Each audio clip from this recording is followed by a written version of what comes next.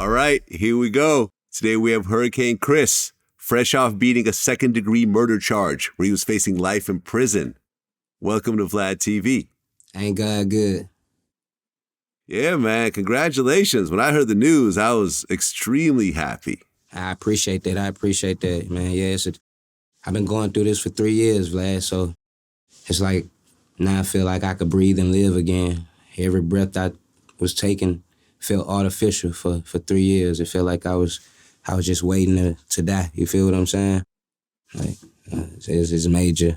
It's a major thing to have that weight lifted off of my back. You feel me?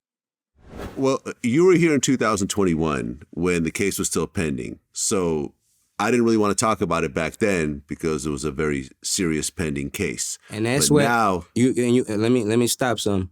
And a lot of people try to talk down on you and say you cause people to say stuff that they shouldn't have said.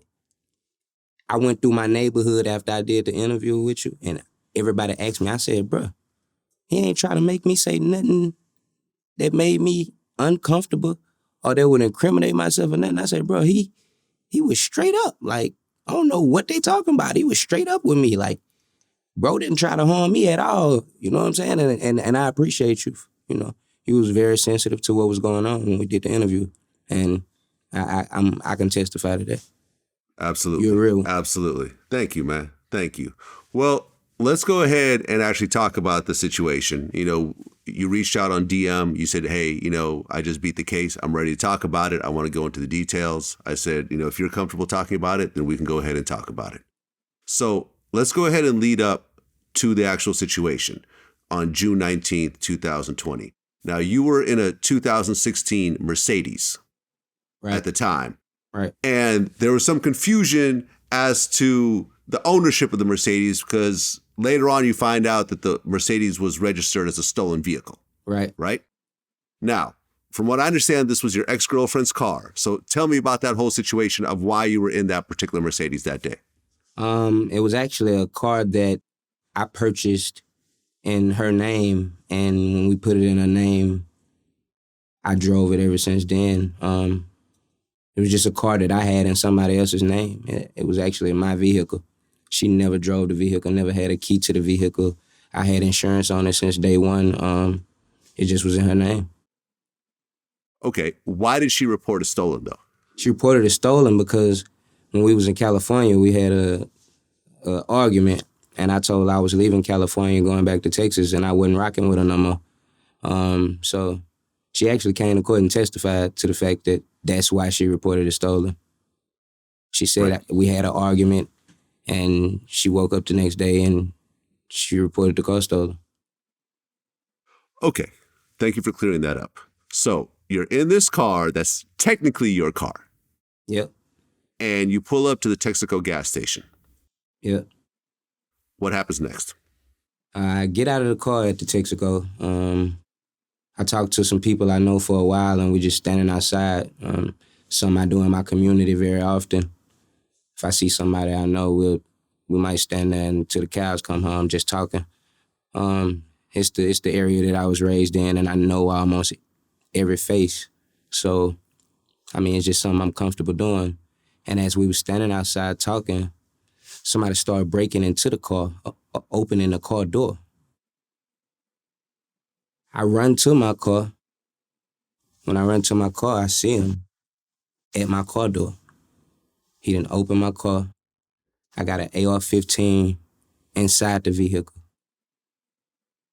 He didn't open it. It's right on the front seat. I approached with my weapon drawn, saying, step away from the vehicle. Immediately, now, step away from the vehicle. As I'm saying this, he take a step towards me and start uttering stuff out of his mouth. Threats and a bunch of other stuff that I couldn't understand. Stuff that I could understand about what he would do to me and shooting me, killing me. And things I didn't understand, which was a bunch of mumbling, which witnesses testified to as well. At that moment, I take a step back to try to create some space in between us. Because I got a weapon drawn, and at this moment, I don't want you to get too close and attempt to disarm me. So I take a step back. And if I ever give you the footage, that's where you'll see I'm not in the camera frame no more. At this point, he's standing there, continue mumbling, making threats out of his mouth. I keep my weapon trained on him, saying, step away from the vehicle. I even yell for anybody else that's in the parking lot, hey, y'all, run around behind him, because he's reaching towards his pocket at this point. So I'm yelling for people to run around behind him and look and see what that is he's reaching for in his pocket, like. And I'm at the same time, I'm steady commanding him, get your hands away from your pocket, step away from the vehicle. In the midst of that, he continued to utter threats, put his hand by his pocket. Now, my life is flashing before my eyes like it ain't never flashed before. I'm standing in front of you with a weapon drawn, and your reaction is to look at me, utter a threat, take a step closer to me, and then dig into your pocket. So you know what's going through my mind. Oh, I done ran into a real problem. And it's not like I react instantly and use force instantly. I plead with him for over a minute to get your hands away from your pocket and step away from the vehicle, which witnesses testified to as well. A guy that was walking in the store and walking out of the store heard this. So when he walked in, I was telling him to get away from the car. When he walked out, I was still commanding him to step away from the car and get his hands away from his pocket. Witnesses say he heard a man say, I don't know what you got in your pocket. Get your hands away from your pocket. He continued to reach into his pocket, dug deeper while making threats and while I was commanding him not to go any further into his pocket. And that's when I had to use force and fear of my life, you know. What happened was, it was a fucked up situation, Vlad, because when the police came, they were supposed to have enough sense to know. All we gotta do is run the video back and see what happened. I told them everything that happened. I stayed on the scene. I dialed 911. They still tried to find a way to use my words against me and arrest me, bro. Okay, well, I went through the trial carefully, and I went through some of the notes and so forth. So the story you told matches up with everything that I said, everything that you said. So at one point, when you were inside of the actual Texaco, you told the man that, oh, I think there might be a problem outside. It wasn't me who did that. It was a witness inside of the store who did that. Oh, okay. A passerby who was going in the store to buy some Bud Lights. He told right, because the clerk, he saw the altercation, yeah. Yeah, because when he walked in, I had the weapon already trained on him. So when he walked in, he told the clerk what he saw. Got it. And what's crazy is they called him on as a witness on behalf of the state, but he actually testified to everything I said. So it was like, it was weird, bro. Right. Well, when you told him to get his hands out of his pockets and to stop threatening you, ultimately you did have to use deadly force. It was 6 shots that you fired. Yeah. After he dropped, you I can't tell you how many shots I fired.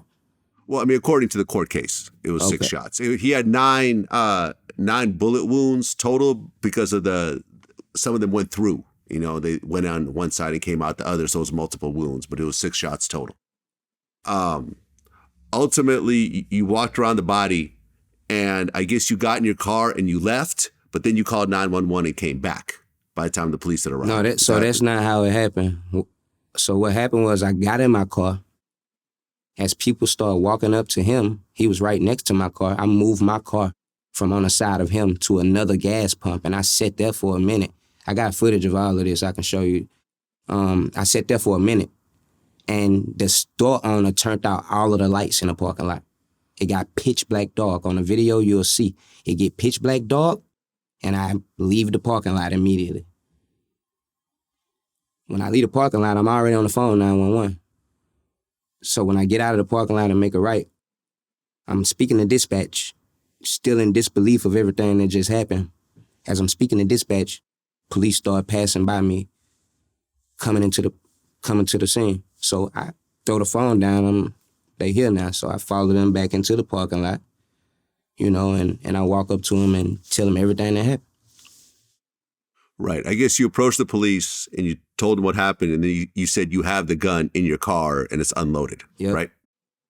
Because when I told him what happened, one of them, I guess, kind of got amped up and he was like, "You got any weapons on you right now?" I'm like, "Nah, all my weapons in the car." That's why I'm already trying to tell you, my hands up where you can see them, before we even get to that point. I mean, after the 6 shots got fired and you're holding the gun in your hand and you're looking at as to what just happened, and the adrenaline is pumping, and you know that although it is a self-defense situation, the level of what just happened is massive. What's going through your mind at that point? Oh, man, I'm still in. I mean, I don't mean to sound selfish, but when my life flashed in front of my eyes, bro, it took so long for me to come back to my normal feeling of safety. When I say my nerves were so rattled because this dude right in my face, reaching in his pocket, telling me what he finna do to me. And you right in my face. So it's like, I'm so glad that nothing happened to me, because evidently, something was about to happen to me. I just couldn't get over the fact that I almost didn't make it home. You know what I'm saying? Like, I couldn't get past that. It was hard for me to get past that, to even go to the next step of thinking, man. Once your life flash in front of your eyes, the next 10 minutes, you ain't just going thinking about nothing else, man. It's going to take you a second to really just let everything soak in. Well, the victim was 32-year-old Danzeria O. Ferris Jr.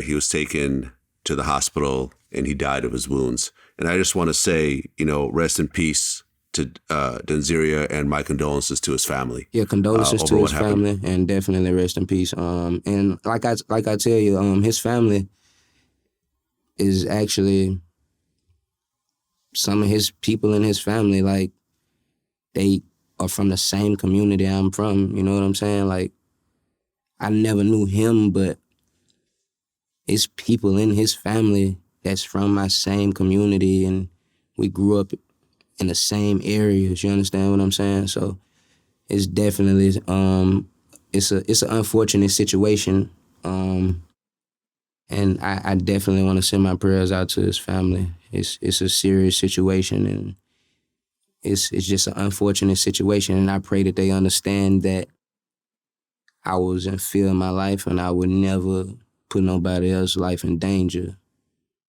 unless I was, Well, yeah, I mean, I watched some of the news footage and they played some of the actual, camera footage from the Texaco. And yeah, I mean, it looked like you were sort of close to the actual store, and your car was, at the pump, and this man just walks over and just opens up your door. Yeah. I mean, it was crazy when I saw it. It was like, yo, like, how do you even justify something like that? I mean, It happened so fast, bro. Like, I couldn't believe what I was seeing. Like, oh, he actually going in my car. I know I got a loaded rifle right there in his arm's reach. So I'm panicking on so many different levels. I don't know who this person is, what they got. I know they reaching inside of here, and I know what I got in here. So it's like, it was no way for me to feel safe in that situation. And it happened so fast, bro. At the drop of a dime, I'm talking to somebody, I look over, what the, you know what I'm saying? Like, yeah. Okay, so you turn yourself in to the police on the scene. They put you in the back of a car, right? Mm-hmm.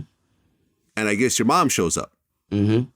Yeah. So now you're in the back of a cop car. Your mom is there. I'm sure she's panicking like crazy. I had a panic attack in the back of the police car. You talking about her panicking? Yeah. They had to call the EMS for me. They put me in the back of a police car, and it's like they turned the heat on sky high. buckshots, sweat coming down my face. I feel like I'm finna pass out. By the time they opened the door and turned the air on and took me out of the back of the police car, they say he passing out. They had to call an ambulance for me. Like, yeah, they put me in the back of the police car, bro, for I don't know how long. I couldn't even tell you how long I was back there on the scene, just sitting back there. It's like it was a heat on in the car, bro, just burning me up. Okay, so you're in the back of the police car and you get taken to the station. According to a press release by the police, they said investigators were able to secure video footage of the incident that detectives believe showed that Dooley, your name, did not act in self-defense.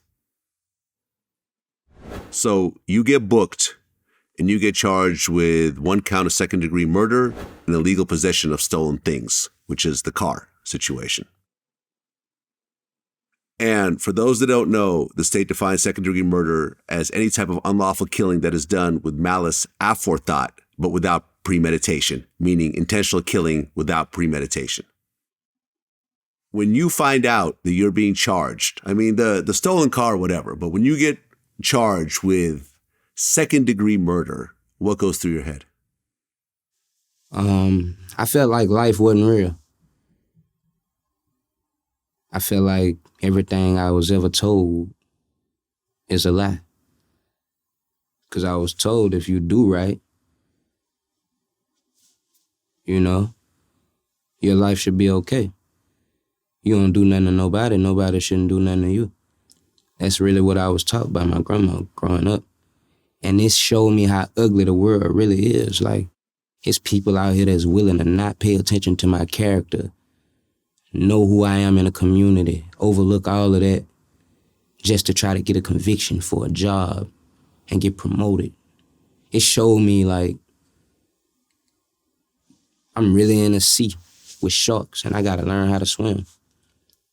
Can't nobody protect you. I felt like nobody could protect me at that moment. You know, you always feel like you could go talk to your mama or somebody that's close to you, but this was a time where I felt like I ain't had not one type of defense. And they was just doing whatever they wanted to do with me. Well, you post a $500,000 bond. Yeah. Your attorney issued a statement. He said the prayers of Mr. Dooley are with the family of the deceased as well as his own family at this time. He is confident that at the end of a thorough and just investigation of this incident, his name will be cleared. But ultimately, a grand jury indicted you, and you made a statement, said that we still live in Jim Crow after that. Exactly. It's crazy because, okay, check this out. He had a dangerous weapon that they found on him. The dangerous weapon that they found on him, that was never reported. Those facts was never put out. The grand jury never seen the dangerous weapon he had. The grand jury wasn't informed that he was illegally breaking into a car. They sat in front of the grand jury and played with our constitutional rights, thinking we was down in Louisiana and wasn't nothing gonna be done about it. These people tried to take every right that I have to stand up for myself. They knew exactly what he had, a dangerous weapon. It was not, the only way we found this was through EMS. We had to get when the EMS got on the stand, that's how we found out that they were the only people with records of what he actually had. They didn't even document this man with a dangerous weapon. So I'm trying to figure out who in the legal system decided to just wrongfully prosecute me with all these evidence laying on the table like this. Okay, what was this weapon? Because I remember reading through it. There's some cement item or something like that? He had a concrete block this big. Something that'll kill 2-3 people. And probably some more if you keep bashing people in the head with it. When they found it was in half. Inside of the pocket that he was reaching into.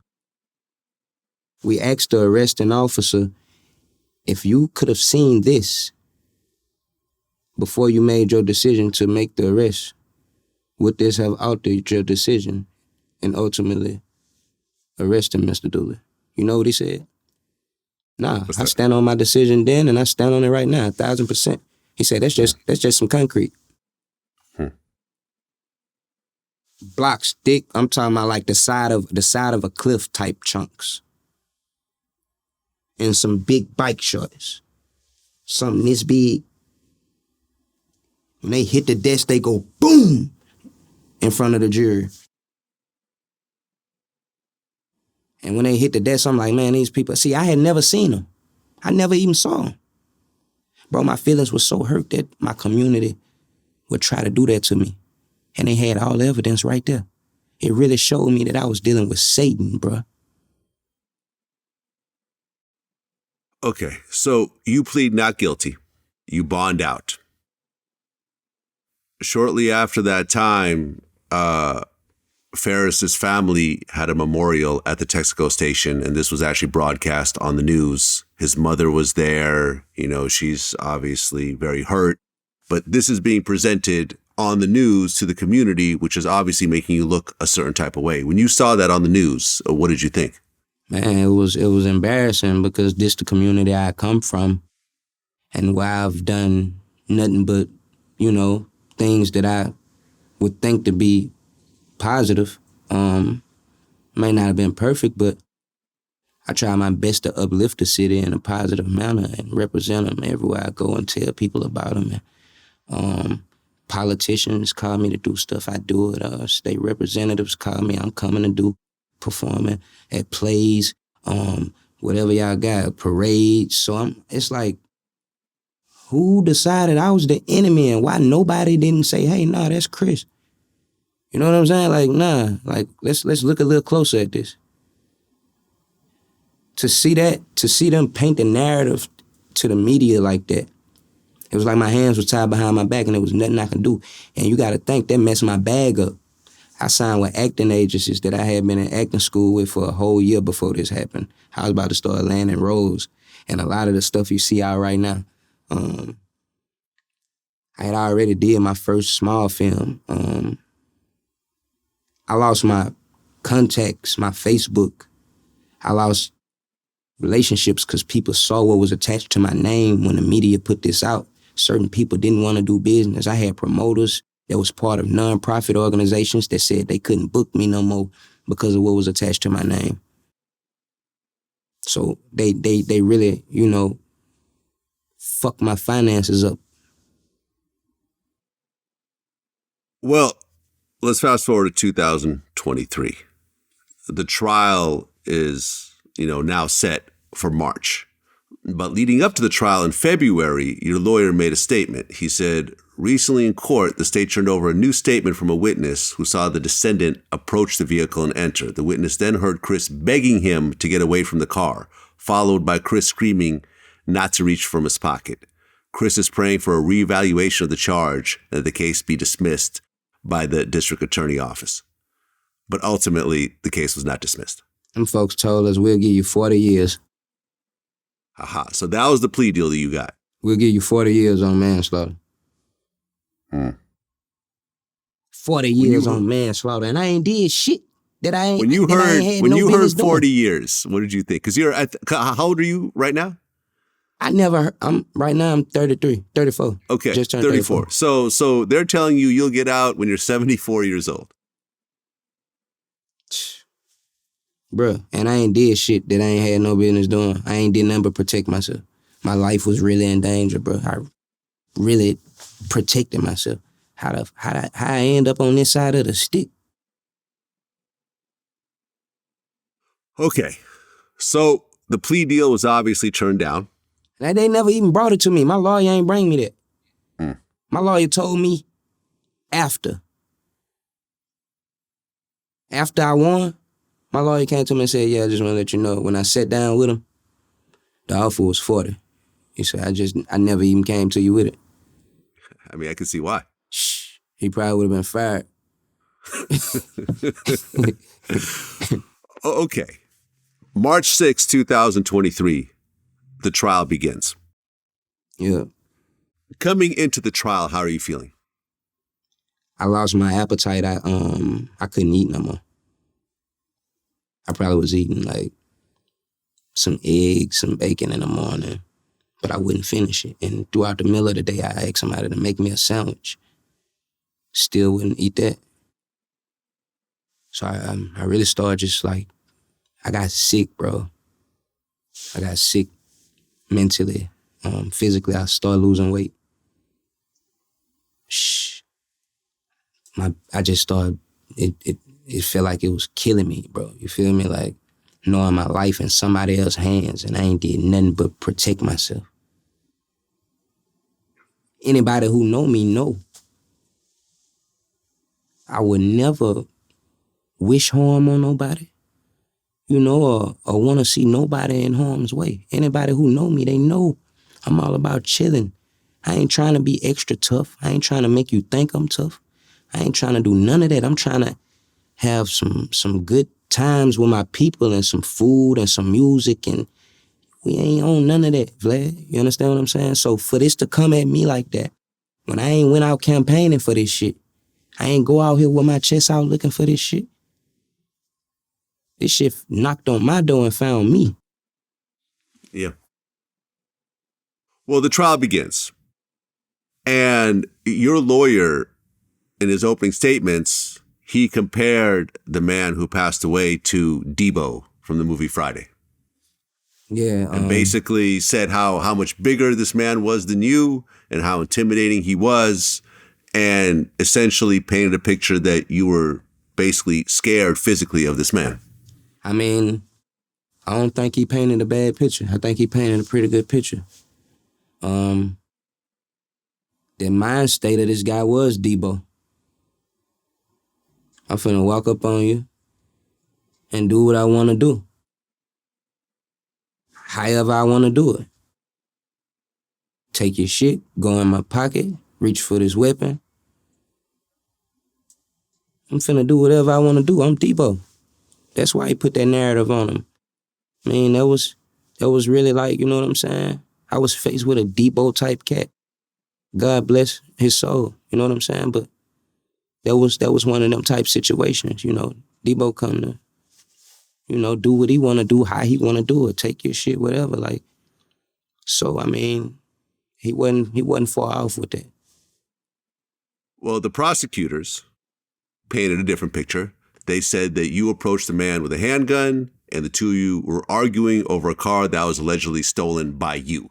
So that was the picture they tried to paint of you to the jury. That basically you know, almost like this guy, you know, you guys were arguing over a car that was stolen anyways. And you approached him with a handgun, which, you know, like I said, I saw the footage and it doesn't match up to that. And ain't that crazy that these the people that oversee us? Mm-hmm. What our future gonna be if the people that oversee us paint whatever type picture they want to paint? They know damn well this dude was illegally entering a vehicle. They never use those words. Why? What was the reason for that?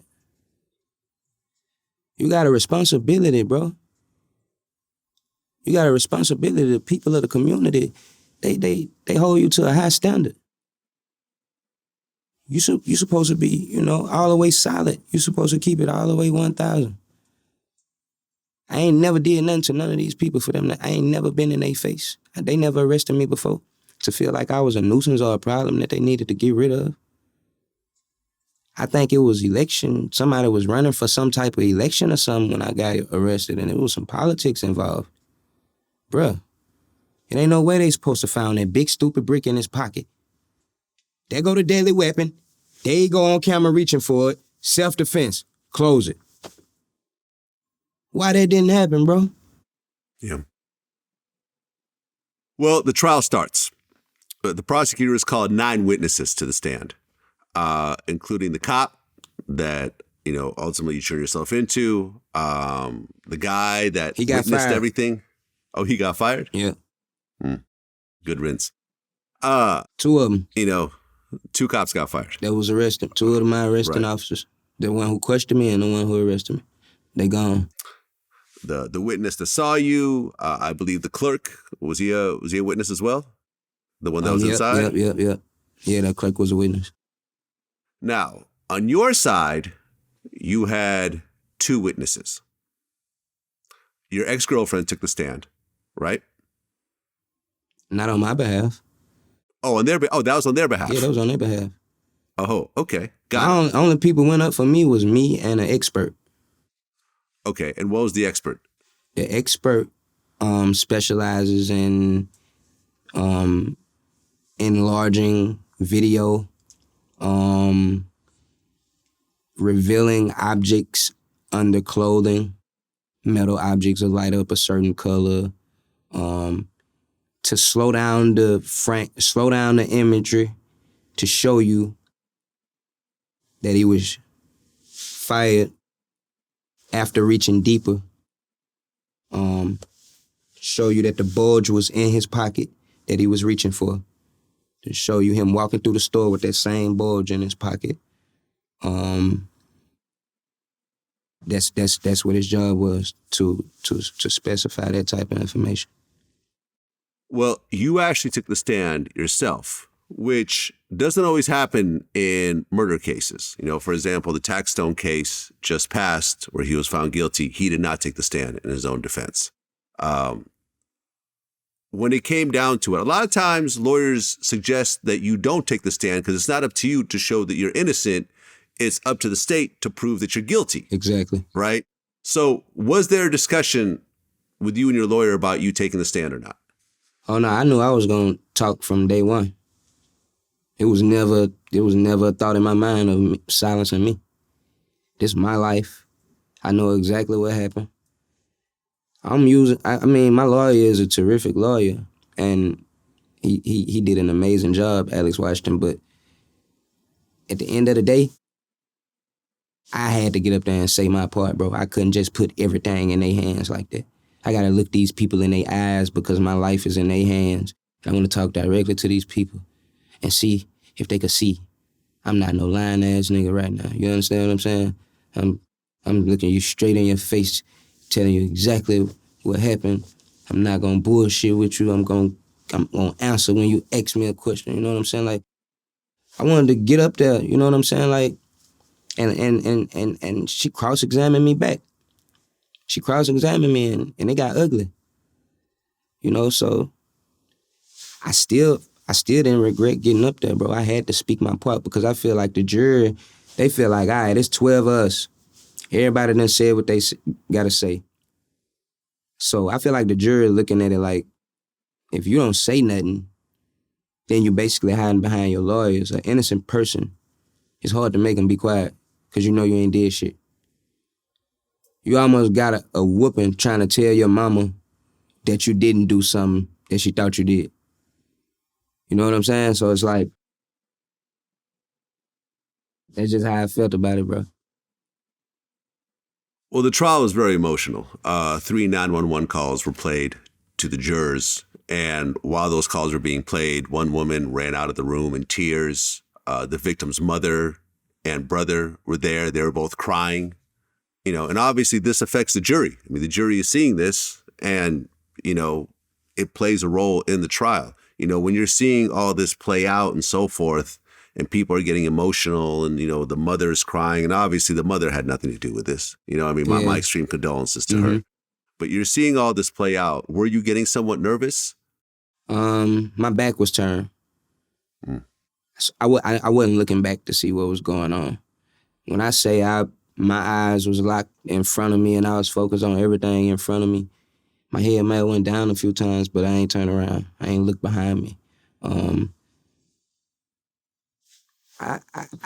You can't help but feel for his mama. You understand?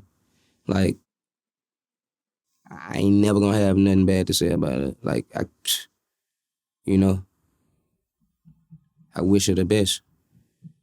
I ain't gonna never have nothing bad to say about it. Like, I just pray that they understand that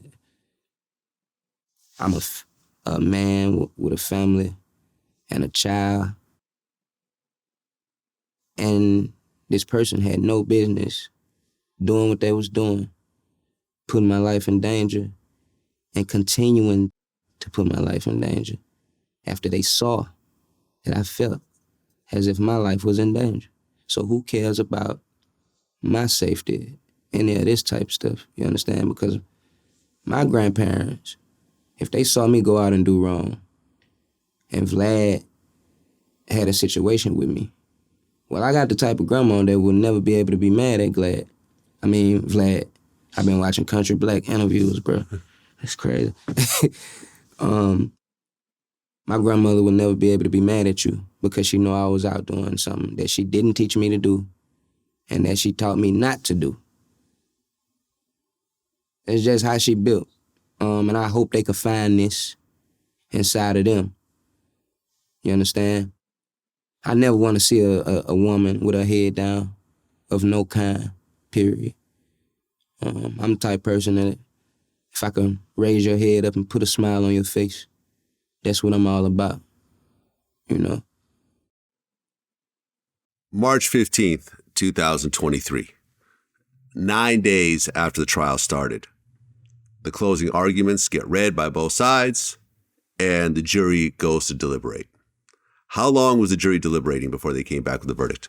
I left court probably about 6:30. They called me back at like 8:30. My phone rang, the lawyer said, "We got a verdict." I said, "What is it?" He said, "No, I can't tell you like that. You got to come up here." I'm like, "Nah, bro, just tell me now, bro. Just let me know what's up, bro. Tell me now. I need you to let me know." He like, "Nah, you got to come to court to hear your verdict." So I had already took my clothes off. I had to get dressed and go back up there. Was that the longest 2 hours of your life? Bro, that was the longest 2 hours of anybody's life. Yeah. When I pulled back up, they already had a paddy wagon outside. They had a transport bus outside, van outside just for me. Huh. It's almost 9 o'clock coming out of court. Ain't no other cases going on. My trial is the only thing got the courthouse going on. The whole downtown surrounded by police. They walking 5 blocks away from the courthouse. You cannot get downtown.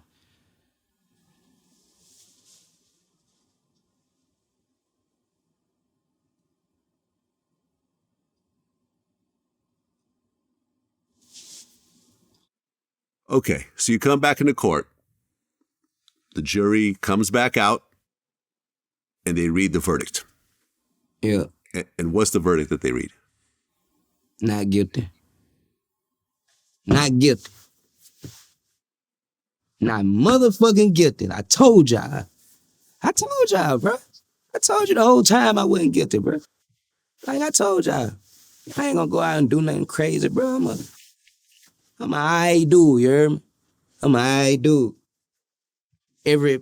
Bro, I broke down in the courtroom when they said not guilty.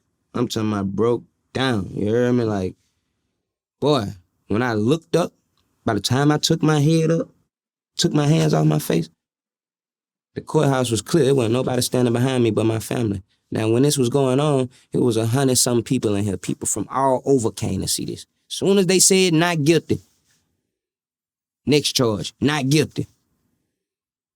Everybody get up and walk straight out the courtroom. Like they came to see a lynching or something. Like, oh, ain't nobody finna do life. We ain't come to see this. I'm like, damn, that's cold. All the people stayed in there with me was my family, bro. It was over 100 people in there. You had to stand up. It was nothing left but standing space. People I never seen it before in my life. When they said not guilty, Vlad, I can't put it in words. The feeling I felt was like, you can live. It was like somebody was standing in front of me saying, here you go, your life. You can have your life. Here you go right here. You know, the DA was telling the jury, when we convict him, I want to make sure everybody on this jury is comfortable with giving life. I want y'all to know that in Louisiana, when you get life, you die in jail. He's not gonna get parole. He ain't gonna get out. When we give him life, which is what second-degree murder carry, he die in jail. I need to make sure everybody on the jury is okay with that. This is what she telling the jury during selection. So for them to say not guilty, bruh, I ain't gonna lie. Before I said I was gonna be cocky about it and I was gonna stand up and be brave about it, but hey, you could see exactly how much weight was on my shoulders when they said not guilty. That shit came pouring right off. I down there balled up like a baby. Yeah, Man, as you should. I'm gonna keep it G with you. Yeah. I'm gonna keep it all the way G. I balled up like a baby, bro. Man, my life back. Every time I hug my son, I feel like I'm lying to you because I keep telling you I'd be back, but anything could happen with this court shit. And he never knew this shit was going on for 3 years. You know what I'm saying? Like, I got a big ass ankle monitor on my leg. I couldn't get in the tub for 3 years. It wasn't getting in no bathtub with that big ass monitor on. You gotta put a bag over it and take a quick shower. I'm in a jacuzzi every night now with the motor going, smoking big stupid backwoods, drinking and I don't even drink, you heard me? How did it feel to cut off the ankle monitor? I tried to cut it off as soon as I left court. My auntie and like 2 other people from my family tackled me in the front yard. I fell inside the car, they tackled me, holding me. I'm like, y'all playing them for real? They really for real? Like, nah, don't cut that. I got the order from the judge and he told me to take it in and let him take it off. So I went up there. They told me, bring me the charges and all that. I'm like, bro, I ain't got nothing for y'all. I'm just gonna pull up, take this off. And they still charged me. I paid $20,000 for the ankle monitor. Really? Yeah. Wow. I paid over 20 racks for that monitor. That's crazy. They Only to be found not guilty. They ain't letting you out on being monitored for free. Wow. It's basically like we really want to keep you in here, but you know what I'm saying? Like this the only way you can get out. Well, you made a statement after you found not guilty. You said, I want to thank God, my attorneys at the Washington Wells Law Firm, and my family for standing with me as my life was on the line. They wanted to give me life if I was found guilty. Now I can hug my son and think about raising him to be a man. The situation drained me and affected my health greatly. God, I give you all the glory. I got my life back and words can't explain how I feel. Thanks to everyone who wished me well. Straight up. Real talk. Real talk. One of the greatest feelings ever, bro. I just, man, I had that weight off my shoulders. For 3 years I've been going through this. Constantly having to just wake up in the morning, stress the fuck out, knowing I'm facing life, bro. This ain't no, they might give you 10, 15 and you can fight this shit, or you might get life with parole. If Louisiana give you life, you die in jail. It's life. To know that this district attorney lady and these people finna stand up here and paint this type of picture to me, to these people, and they know me from the community. They ain't too far from where I'm from. They know me in the community. They know they ain't never heard nothing crazy about me. So it showed me politics. People play with your life, man. Like, people really play with my life. Well, the mother of the victim, she did an interview on the news, and she said that she was mad at the verdict and she felt that justice was not served. And, when she referred to your mother, she said, well, I feel for his mother as well, but he could hug she could hug her son. She could, kiss her son. She could talk to her son. I can't do that anymore. And she seems genuinely hurt. If I start going around doing that type of stuff, my mother would not be able to kiss me anymore either. I guarantee you. Yeah. You can't expect to just put people's life in danger and they not respond. I mean, it's like I told you before, it's a very unfortunate situation, but yeah, my mama happy she got her son, but we not happy about you not having yours. We not happy about that. You know what I'm saying? We not happy about that. I want to send nothing but love. You know what I'm saying? And I hope one day the wounds can be, tended to enough to where they'll be willing to hear what I'm saying. Yeah. Well, just recently, we had done an interview with BTB Savage where he talked about a situation with a home invasion. Somebody tried to rob him, and an altercation happened, and the man was killed. We did an interview about it, and then BTB Savage posted a picture of himself at the crime scene with blood all over the floor. 2 hours later, he was killed in what seems to be a retaliation killing based on all the evidence that's coming out. It's still an open case, so I'm not sure. Yeah. And if you watch the interview that I do with him, I ask him about, the fear of retaliation, and he brushed it off. I ask him, are you moving out of the city? No? Nah, I'm going to stay in the city. They're not like that, for real. They got them. They broke. That's what it is. One of me is like 20 of them, if you're talking money-wise. So it's not shit that I worry about. And the very worst situation happened afterwards. You know about the story, right? Yeah. My condolences to everyone involved in that situation. Yeah, that's a real messy situation. But it's a really, really sad situation. What you can't do is you can't rep on shit. You know what that mean? No, what does that mean? You can't be repped out on shit. Like, you can't brag about unfortunate situations. You can't, all that popping shit and talking shit, that ain't gonna fly nowhere. You can, just because you was right doing what you had to do, don't mean people gonna watch you pop shit, talk shit, and be disrespectful. That's just like, all right, Vlad, have a fight with somebody. Okay? Vlad whooped their ass. Just go on about your business after you whoop his ass, Vlad. There's no reason to say, yeah, I whooped his ass. Hell yeah, I whooped his ass. Shit, what you mean? I whooped his ass. You know what I'm saying? Like, you just standing on that shit like that, like you proud of that shit. Yeah, he was about to punch you, Vlad. But there ain't no reason for you to jump up and down and celebrate about having to whoop no ass. The Bible tell you don't gloat over your enemy.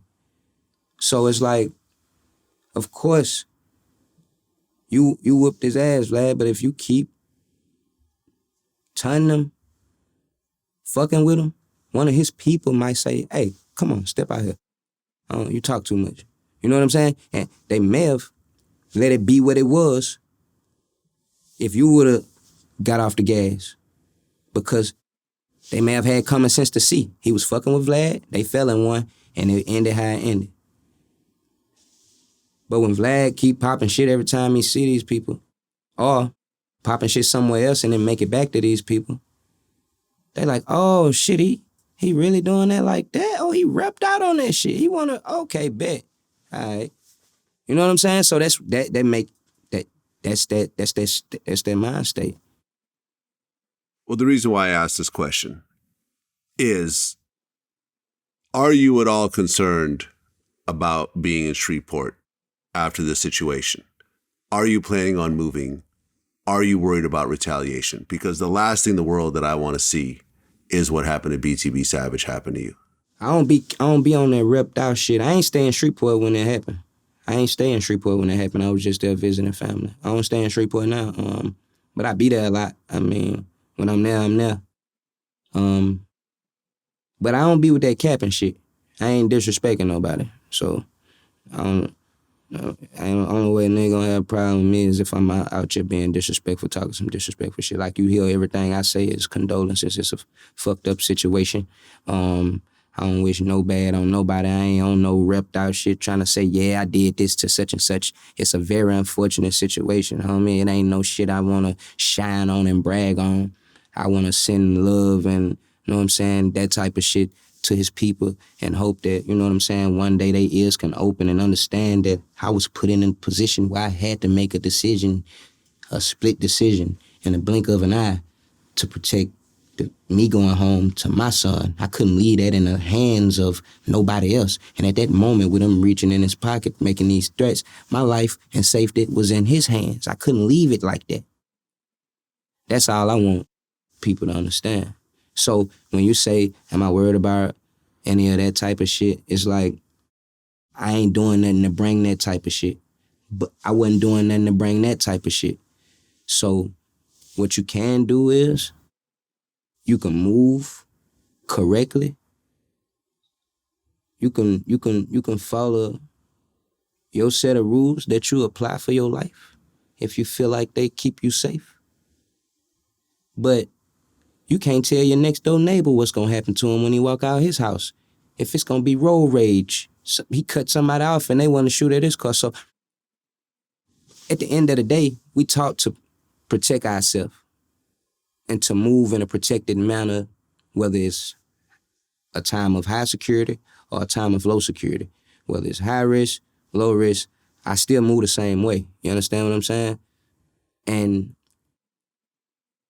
another thing is, when I'm in my hometown, mostly everybody around is family. Like, I went to school with everybody. I went to the movie theaters with everybody. Like, I grew up right there in that community, so I ain't never gonna feel uncomfortable there. I'ma always be able to go to my community. When I go, my people actually owns properties and businesses and stuff. Like, I ain't gotta just go stand outside on Broad Avenue, you know what I'm saying? Like, I can go pull up at my people and eat a meal with them at their spot, and I know the environments that I'm going into, I'm very loved, very protected. And I don't have no problems. I don't never have no problems, bro. I don't bring nobody no problems. Everybody know Hurricane from being, I'm turned up, I come with good energy and I leave with good energy. That shit always work for me, Vlad. Don't know about, like, hell nah. I'm just laid back, you feel me? Another thing, that dude messed up by letting people come to his house and do a feature. Oh, the BTB Savage situation. Yeah, you let somebody come to your house to do a feature. If you would have came to my house for a feature and I was bold enough to invite you, you would have been greeted properly. And you would have saw that this was not the place to play. If I'm gonna let you inside where my family is, you spending a stupid bag, number one, and number two, I done spent a stupid bag on security. I mean, I stay in the area where sheriffs at the gate, so if you do want to come back, you ain't coming back. Like, you feel what I'm saying? Like, you can't mix business and pleasure. Like, I ain't letting nobody come to my house to buy no verse. That's out of here. That's crazy. And then you walk, he said they walked, one dude walked out, and the other dude was steady talking to him, telling him, you ain't gotta lock the door. I would have been told him, sit the fuck down, homie. Matter of fact, what the fuck you telling me what to do with my dough for? Put your hands from by your shit, you know what I'm saying? And get the hell out of my house. You know what I'm saying? Like, you reaching for money, you pulling your money out and out. I don't need none of that shit. Like, you telling me what to do with my dough, you would have rubbed me the wrong way. Like, you could stop pulling your money out. I don't even need you could get the fuck out of here at this point. You telling me about my dough? Yeah, man. It was an ugly situation all around. Like, and like I said, 4 days after releasing the interview, when I heard the news, and we actually broke the news. And then I would have been took that from that girl. You steady yelling for her to pop. She would have had to put that in my hand eventually, because she shot me. Like, don't you shoot again. Like, you shot me. You feel me? Like, that's just I think you gotta be, and that's another thing. Training with a firearm is very important for your safety and the safety of people around you. You don't give somebody a gun and think just because you gave it to them that you're safe, because they can shoot you. Yeah, man. Sad situation. And once again, I just want to give my condolences to the victim's mother, because I watched her in a couple of news clips. You have a son yourself. I'm sure that it's hard for you to fathom burying your own son.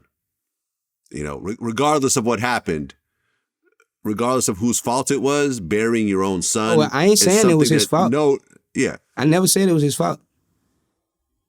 I never said it was his fault. No. I'm not saying it's anyone's fault. I'm saying regardless of the fault. Got you. Of your child, burying your child is something that no parent should ever do. Yeah, that's a fucked up situation, bro. Like, I always felt the same way. Like, I watched my grandma do it. My grandma buried her son.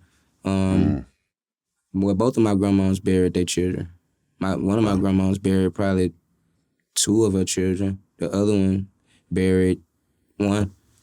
So it is a fucked up thing to see. Yeah. You want to outlive your kids. Absolutely. I mean, that's the natural, way of nature. You're supposed to be buried by your kids. You're not supposed to bury your kids. So what that woman is going through, I can't comprehend.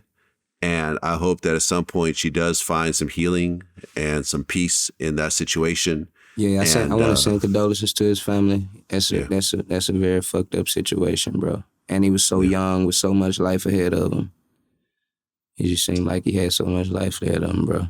That's just fucked up. I mean, he was only 32 years old. You guys are almost the same age, right? Yeah. Like a year apart. Yeah, these people will kill you over a couple of dollars, bro. You got to be careful, bro. All money ain't good money. Sometimes I get callings for bookings, and I just don't do it.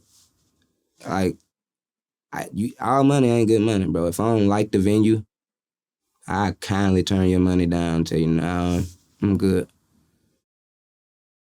Well, now you have a non-guilty verdict.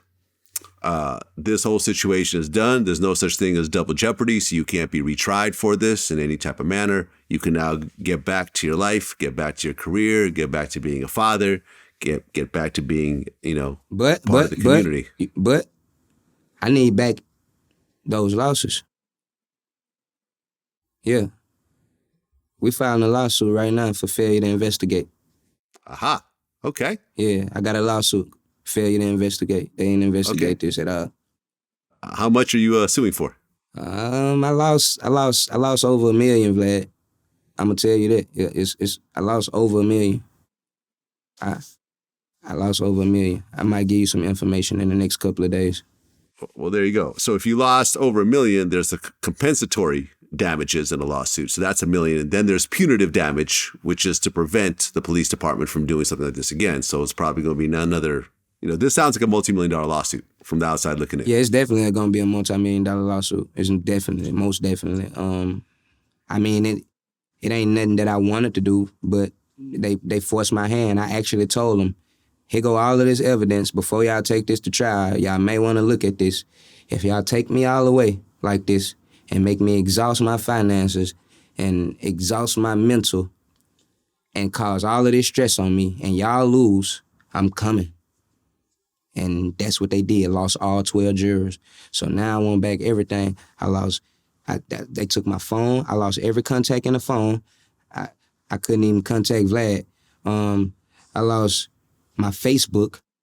I was doing majority of my bookings through my Facebook. When I lost the phone with the Facebook, it caused for the Facebook to get hacked. So now the Facebook gone. I was able to post and do millions immediately, like M's on M's. People was buying the rights to every fucking thing I did on Facebook. My bag was coming from there heavy. I missed calls for acting agencies with movies. I stopped getting bookings because people was giving the promoters trouble saying they was bringing killers into their town. I had a Fila shoe. You put this shit on my name, you think I could go back to Fila while you got me charged with second-degree murder?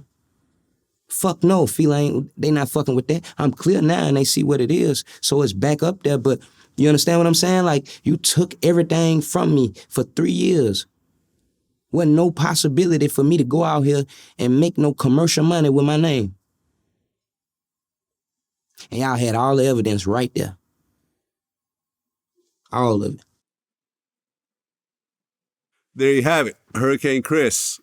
Glad you got found not guilty, man. you know, like I said, we spoke before, and I appreciate you coming back, you know, to do the first interview afterwards. You know, you reached out to me, just so everyone knows. You reached out and said, hey, I want to speak about it. And I said, you sure? You said, yeah. I said, okay, cool. We'll give you the same platform as last time. As soon as I walked out of court, I think I was pulling my phone out like, man, let me tell Vlad, I just won. It's going down. I'm finna pull up right now. I'm on the way. And look, I be capping on a lot of people, so I really, I turned down some. I turned down some because after dealing with you and the level of respect you had for me, and I was finna go do something around the corner, and they showed me that they ain't really have no high level of respect for me like Vlad did. So I told them, you know what I'm saying? I ain't rocking with that. I'm finna go rock with some major, you dig? And this another major platform, but it's just, I expected them to have their arms wide open and show a higher level of respect than you show, because let's just be honest. How is it that you not even black, but you show the level of gratitude that you show and the level of respect you show, but some of my brothers have a chip on their shoulder on some cocky, you know what I'm saying? Like, you give a nigga something, boy, a nigga start acting brand new. You can't give a nigga nothing. Nigga start acting brand new, man. I'm talking about, man, don't do that on watch my flow. Don't take your shoes off. And niggas gonna acting brand new. So I just wanna let you know, keep doing you. Stay yourself. You're gonna have a lot of motherfuckers that talk a lot of shit about you. Keep your ears closed. You know what I'm saying? Keep your eyes wide open on the road. Keep it G, Vlad. That's all I ask. There you have it. That's how we're going to end it. Hurricane Chris, man. Bald head baby. My album coming soon. There you go. Bald head baby. That's what my grandma used to call me. Bald head baby. That's the album. Make sure you go get it when it drop. Yeah. That's what it is. My man. Peace.